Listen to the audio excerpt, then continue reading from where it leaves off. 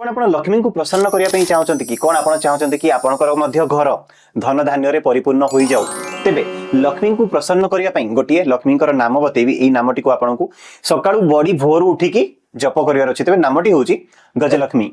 यही switch name को आपण यही नाम को यही दैवी नाम को आपण प्रत्येक दिन सकाळु उठिकी भोर 108 थर उच्चारण करंतु गजलक्ष्मी गजलक्ष्मी गजलक्ष्मी गजलक्ष्मी गजलक्ष्मी।